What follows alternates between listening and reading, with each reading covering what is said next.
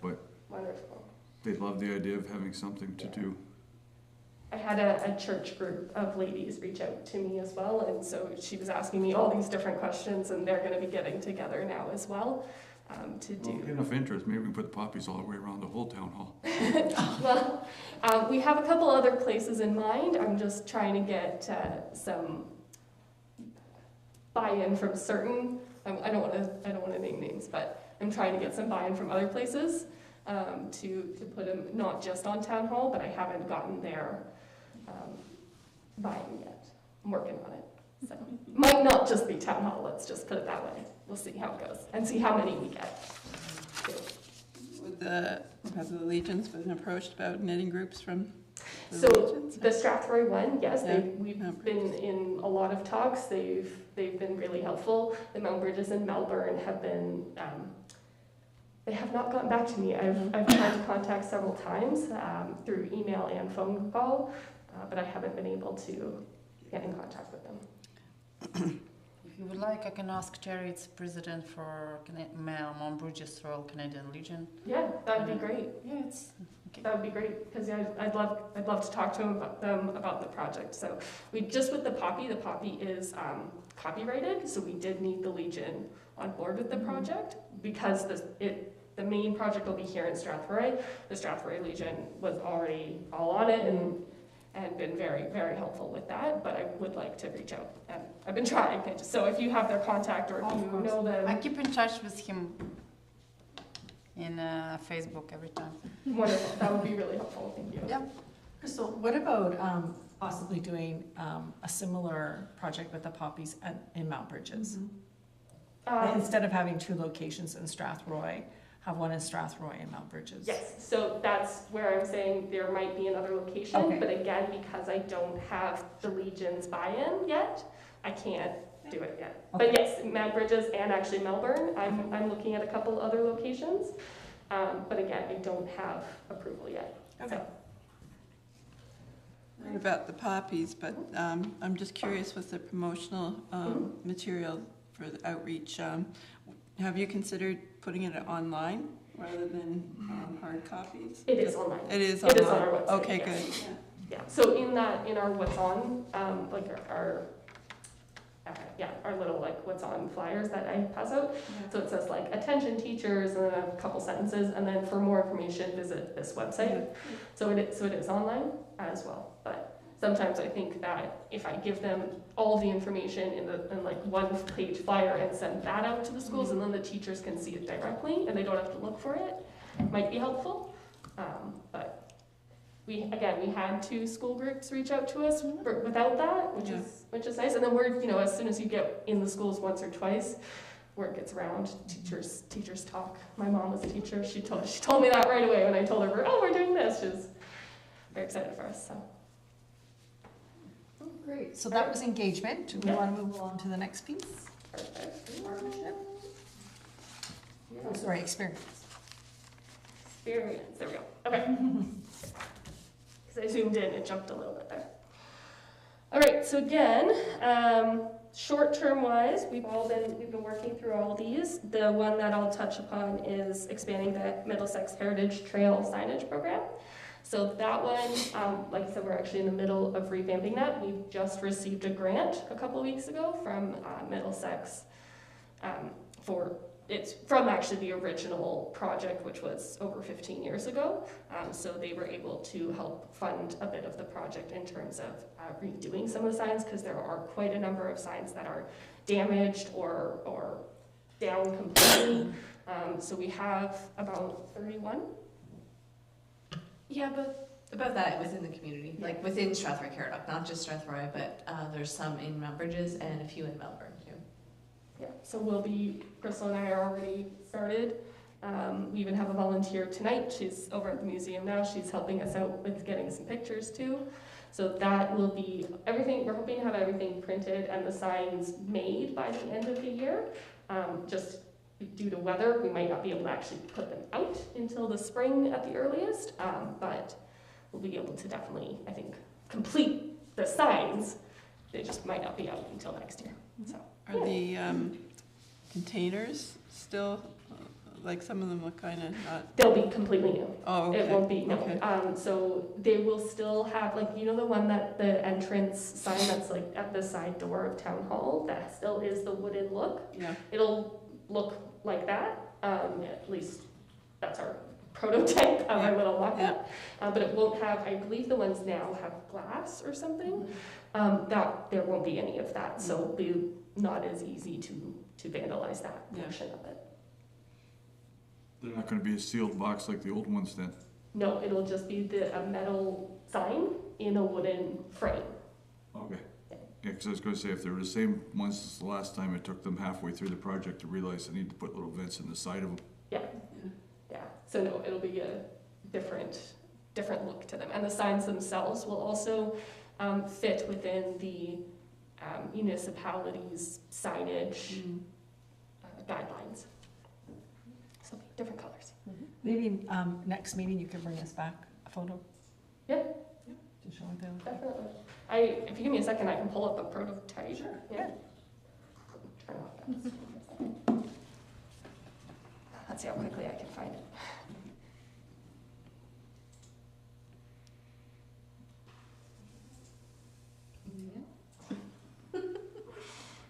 Heritage. Heritage photos, right? Heritage Trail. There we go.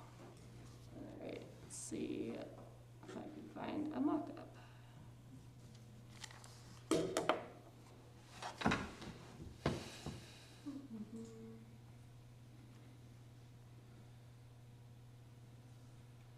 That's the original.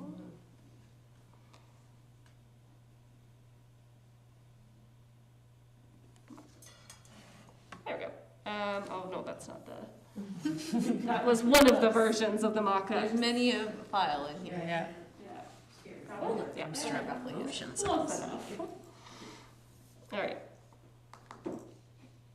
So this is a mock-up of what the new signs is, so you can see that it's within the same format as the new signages that are around.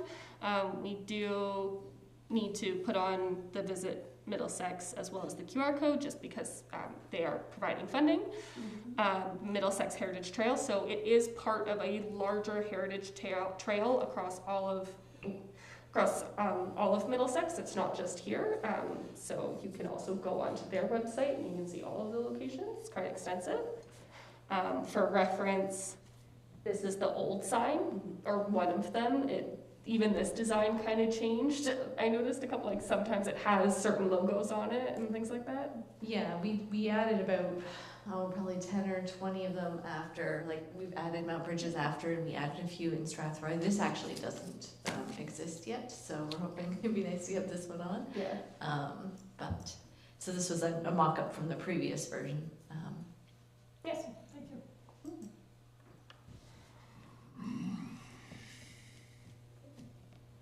Any other questions, or want to talk about any of the other points? I guess I just went through the short term. Medium term, I will mention we are continuing to enhance educational components. We had a great summer with our camps. We're trying to do a program at least once a month. We've had pretty good success in there. We just had our PA Day program last Friday. We ended up, I know in my report it says 10, but we had a couple more signups, so we actually had 14, which was a lot of fun with the kids. And so that we are always continuing to enhance those. New materials for at-home engagement. We have our museum at home kits. We've actually come out with a new one earlier this year. It was our space one. And then the art and STEAM one were both revamped. And we are hoping to come out with a new one next February-ish with a new traveling exhibit that's coming. It's all about cipher machines and coding machines. So we were thinking of making like a spy-themed at-home kit.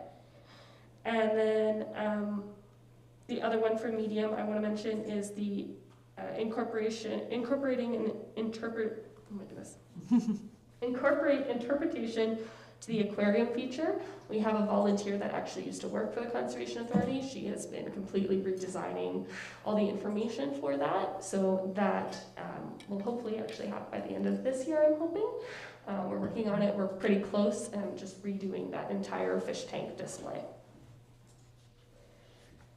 And then long-term groups, so developing the new traveling exhibition, that one we will actually mention, we have it planned to start next September, if everything goes as planned, you know, as plans go. We were hoping that it would have started this past September, but we, unfortunately, we're reaching out to U of T to get a group of their students, and we did get a group of students for another project, which I'll talk about, but not for the traveling exhibit, so we'll put another bid in next year for the group. And yeah, hopefully they'll get started on that next September. So that is in the works. And then another one of the long-term ones that's in the works is the development of new online exhibits and content. Our Cinetaf information and our soldiers on our website has been revamped a bit. We had an amazing volunteer in the summer, and he was really great with coding, and he was able to put in a lot of nice features into the website for those. We still need to fix a couple things in it, and so we're gonna have that ready for, definitely for next year, because again, the anniversary of the Cinetaf is next year, so we will be making sure all of that is all finished up, so that has started. Where does the traveling exhibits travel to? So traveling exhibits, depending on the content of the exhibits, they can travel anywhere that anybody wants to put a bid in for it. So we used to have one, and Crystal, you can talk about. Yeah, so our curry exhibit, it traveled from BC all the way back to, Nationally. so all over Canada. We really wanted it to get to Montreal, because that's where Curry ended up at the end of his life, but it just never worked out, just because timing-wise. So yeah, all over Canada, for the most part, that's what we want. Most traveling exhibits are broad enough that they can relate to multiple different audiences, and hopefully this one will as well, that's coming up. So would the customer be other libraries, or would they be schools or institutions, or what? Museums. Museums, Yes, okay. for the most part. We've had, the one in BC was actually in armories, because you do have to partner usually with someone to start a traveling exhibit to get the grant. So BC was our partner, and so it was more of an armory / museum, and that's where it started. I'm just curious about the more enticing donation bin. Like, what's wrong with the current donation bin? There's nothing wrong with the donation bin. One thing that we keep doing is, I mean, this is my fault, I keep moving it, which doesn't help when people want it, because I moved it when we did our repaint. I moved it into the gallery by the fish tank, and now with the new fish tank display, I'm gonna move it again. But there's a number of different types of donation boxes. You know, like the ones where you can like drop in the change and it like goes around in the big tunnel, as like kids really like that kind of thing. Or there's ones you can drop out down and it goes through a whole maze. There are a lot of digital ones now too, where you can tap to donate. That's something that we kind of looked into, but it is also you have to then think about financially, because that one does actually require typically like a license for it. So there's different ones that we can look into just to make it a bit more fun. But the other one that we're thinking about is our printing press. We are starting to fundraise to fix it. If there was some kind of fun display, or in the display of it, fun kind of donation bin for people to specifically donate for that. To go towards the fixing of the press. So it might be fun if, you know, we had some type of interactive donation where it's like you donate something, but you would get a little, I don't know, bookmark or something like that. Yeah, like those penny press things Yes. or something. Yeah. Okay, cool. I'm about it now. Yeah. Interesting. Thank you. And most of the places that I've dealt with nonprofits, if changing up the donation box makes it visible. Mm-hmm. If you leave it the same, it sort of blends into the background and people forget about it. Exactly. Yeah. Just a reminder to use your mic because for people at home, they can't hear as well. Why don't you use your mic when you. That's the whole purpose of not using the mic. They can't hear you at home. Alright. Any other? Okay. Partnership. There we go. So again, with this one, the short-term ones we are consistently doing. We are always looking, we always want to maintain the partnerships that we do have, and we're looking to always add new ones, which is really important to our growth. Medium term wise, we have now established a partnership with the University of Toronto, the Masters of Museum Studies program there, and I'm also looking to establish, I have a contact with the Fleming College Museum program. I talked with her last year in hopes of getting an intern, but didn't know their schedule, so for this year I do know their schedule, so we're actually really hoping to get an intern in the summer from that program for specifically to help with collections and crystal. And then the long-term ones, so I can give you an update right now actually. The SittinghamDiscovery.ca is no more. We've decided that it's not worth it. We're incorporating a lot of the information that was on it. We will be incorporating it onto our website, and there'll be just a separate page on our website for it. That'll go along with the relaunch of this display of the fish tank. That's part of that project there. And then the second point in the long term, clarify the working relationship with the museum's foundation. The foundation's, now actively recruiting, and we'll see where it goes. Again, always actively recruiting, so if you guys know anybody, you want to send along the information, you can send it to myself or Donna, and we'll be working on that relationship as they rev up as well. Are there any questions, comments about this section?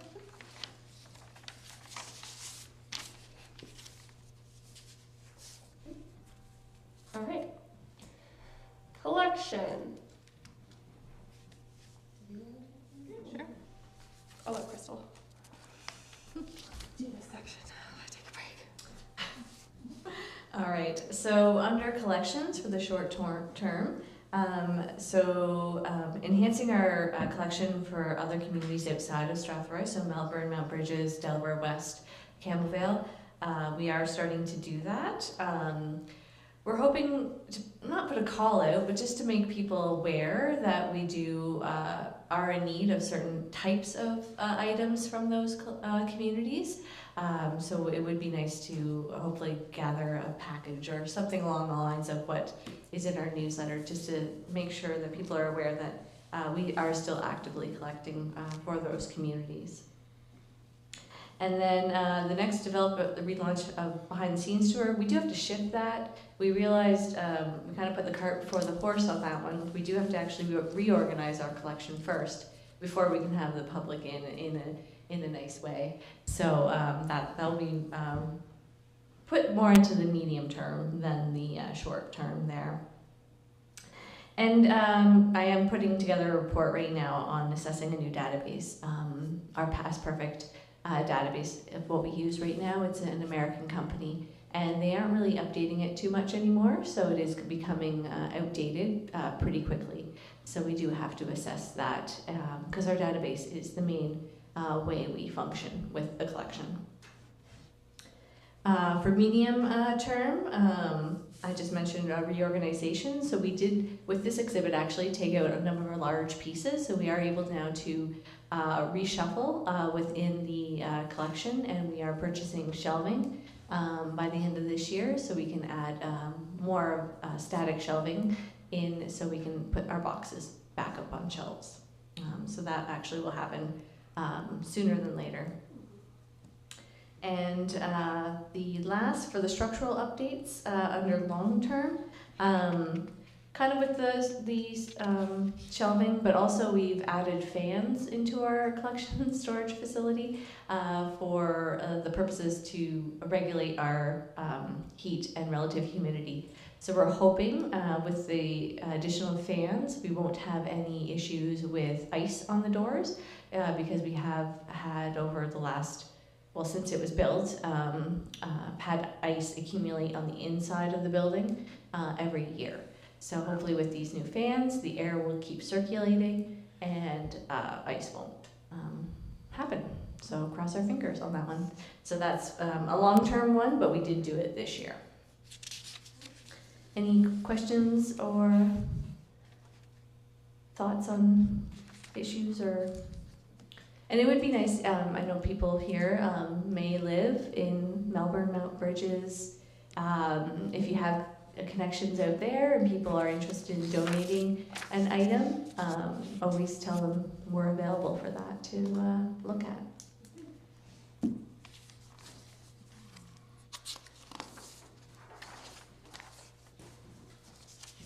All right, the last major section that we have is the resources. So again, the short-term one is one that we're always doing. We're always looking to increase our fundraising, going through those. The medium-term ones, we have, for the second point, acquiring new staff dedicated to programming and education. I believe that in our budget going in for next year, we have asked for a part-time person to help alleviate with some of that, the programming and education.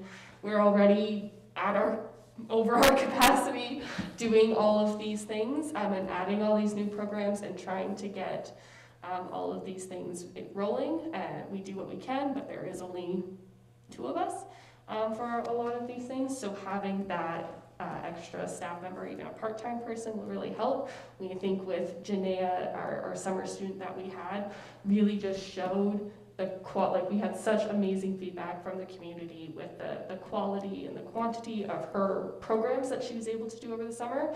So I think it just already proved that having that extra person really does make a difference. Should that funding not go through, and even if it does go through, we will still be applying for grants through Young Canada Works, and Summer Experience Program was the 2 that we used for Janaea's position. And then, like I mentioned before, with the Fleming College student, that internship, I do know they do it as part of their schooling. And that would be not somebody specifically for programming. That person we are hoping to get for the collections, and like Crystal mentioned, we are getting new shelvings, and we would like to do a complete reorganize back there so we can get the public back there and do like an open doors tours, because we always have interest in that. People always love the collection. Every time I bring somebody new in, like a new volunteer, they're always over the moon about it. So it'd be really great to get that open again. So that's why we're hoping to get that intern specifically for the collections. And then the other, at least another summer student to help with, especially our camps, because those will hopefully only continue to grow. Any questions about the resources?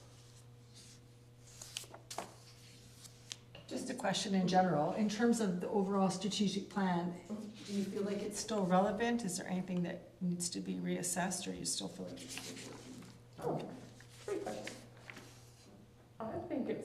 I think it's still relevant. I mean, we only put it together last year too, and we put it together at the end of last year as well.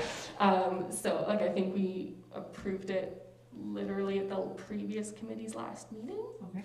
I think. Don't quote me on that, because I started in May of last year, and so I worked on it in the summer. So I do feel like it is still relevant. We haven't felt the need to add anything to it or change anything drastic, other than maybe moving one thing from the short term to the medium term. Give it a couple more years, maybe we'll find something else. But and I also think if we do a cultural master plan, then maybe we will reassess, just because the cultural master plan will be like an umbrella kind of plan over top of the museum's plan. So then there could be a reassessment at that point. Anybody have any other questions or feedback about the master plan? Okay, seeing none, we'll move on to reports. Curatorial report. Guys, keep listening to my lovely voice, my sick, lovely voice, I'm sorry. All right, so you have my curatorial report in front of you. Again, I won't go through every single thing. I'll just highlight a couple things that I feel are important and want to talk about a little more. So first and foremost, in exhibits, so Grandma's Attic has been fairly well received from the community. Every time I talk to somebody about it, they're just really impressed with the feel of the room and just how many things we have out on display. And there's something for everybody, it really is. So that's fun. But the one I really want to talk about here, so the history of Strathroy-Caradoc permanent display. This is the one that we have the partnership with the University of Toronto and the students. They're a lovely group, 3 ladies are working on this. We've had a couple meetings. They're working through kind of their new layout that they want to do. So basically this exhibit will be right in the front lobby on that. If you have been recently and remember right in front of the museum's front desk, there's that like alcove that has a red wall and a white wall. So it's going to go there. And it will consist of a large interactive touch screen where we can put a lot of information, because obviously the history of Strathroy-Caradoc is there's a lot to cover. Can't do it in, whatever it is, 8 feet by 9 feet wall. So we're looking at that. So they're working through the plan of what they want to include. We've given them a lot of resources, pictures, and then we're also hoping to add a small display case that will rotate out different artifacts throughout the course of the year. So we'll constantly be rotating, but they'll all have some kind of connection, obviously, to the history of Strathroy-Caradoc, as everything in our collection does have that connection. So they are working very hard. They're coming for a visit in 2 weeks. And I also talked with them for the next meeting, for them to actually come and do a presentation for you guys on what they're working on, you guys. When's the expected installation date of that? So for the project, I've tried to make it towards their schedule. So it's a whole 2 semesters. So we got their approval at the end of September and they started working in October. Their school finish date is early April. I would love to have it like fully installed with them still working, but knowing that it is a tight schedule, whether it will be next year, whether or not it'll be them specifically installing it, I'd love for them, because that would be a great experience for them to be able to do that too. But just also purchasing of the screen and installing and IT and working with their schedule as well. Will be next year, but whether or not it'll be within their school year, that's the question. And was there any costs associated with that on our end? Yes, but it was put into the capital budget and it was approved at the last council for for a permanent display. So we're using that approval of the capital budget, and then U of T as well as part of this program. They do provide us a bit of funding as well. So we've been working with them to align both our budget and their budget. All right. Any other questions on that one before we? Okay. Like I said, they'll probably zoom in for that meeting, just because also in February you never know what the weather's going to do, and they're coming from Toronto, but they will be here for that. All right. I will go down to. Go to the collections report. Yeah, the collections report, we'll do that afterwards. Oh no, a couple other points I wanted in my report. Yep, No, sorry, go ahead. You're all good. The other thing I want to highlight, if you guys have not heard it yet, Crystal and I were invited onto a podcast, onto the Marathon of History. Matt, he does a magazine. We've been featured in it a couple of times, but he invited us on his podcast a couple weeks ago. I did put it up on our Facebook as well. It's fun, I hope. I hate listening to myself, but actually I enjoyed this one between all 3 of us having a good banter. So if you guys haven't heard it, it's at least up on our Facebook, or you can go to his website too. And then Just a couple programs I wanted to highlight. So our Twilight tours in the cemetery did really well. They were sold out on both nights. Despite the weather being very uncooperative on the first night, because it rained the entire time and kept saying it was going to stop. So we thought we'll go ahead, and it only got worse. But everyone seemed to have fun, so it doesn't matter that we got a little wet. We had great volunteers, really, really wonderful volunteers this time around helping out. Not to say that last year's weren't good too, they were, but just some of this year were really wonderful to have and to work with. So yeah, we'll look at maybe changing it up a bit for next year, because it was the same tour that we did 2 years in a row. So next year we will look to change it up and maybe bring in something new, but I think that timing, yeah, that was the other thing. Just it was getting cold and dark, so. And like, since we did sell out, we might add more. So we were thinking if we start near the beginning of October, at 6:30, it is still light out. And as we move down to the end of October, it does get dark. So we can have more of a, maybe families come out during the day. Well, the lighter part of the evening, yes, in the beginning of October, and work our way down to the end. And then the only thing, I did mention this before, so upcoming events, it's not on this list, but it has since been added since I made this. The December 6th drop-in poppy sessions at 2 to 3:30 will be the afternoon one, and then 6:30 to 8 will be the evening one. Yeah, were there any questions? Anything else on the report? Great. Okay, we'll move over to the collection subcommittee report. Yeah, so that was also sent out to you. We actually met on October 3rd. Marty and Dave attended. We met in the programming room for the first time. So it actually worked out because it is a large room and we were able to spread things out. And they were able to see everything that came in. It was a small donation time. There was only 6 accessions. Even I can't say that sometimes. So 6 donations came in. And just highlighting a few on the list, there was a collection from Dr. Vine. So one of his descendants had stored his certificates, his scalpel, a few other odds and ends from his time when he was a doctor here. So we were able to have that collection. And then also we have a beaver pelt top hat worn by Ross Smith while he worked at Tanton's funeral home. So we have a picture of him in that top hat too, which is also really a good connection when you're telling a story. It's great to have a photo of the person wearing whatever you gathered for the collection. Any questions on the collections report? There is a small typo. I saw lifetime achievement. It's supposed to be lifetime achievement, so we'll change that one up. Okay, thank you. All right, and then last bit on that one, we'll just mention it now. We do have to have one more collection subcommittee meeting before the end of the year. Hopefully on a Tuesday would be good. So I will put out an email probably tomorrow to everybody. Again, not everybody has to attend, but it would be nice to have at least 2 people attend this meeting. So it will happen sooner than later because obviously we are getting to the end of November. But it is always nice to have one near the end of the year to wrap it all up. So yes, expect that email tomorrow.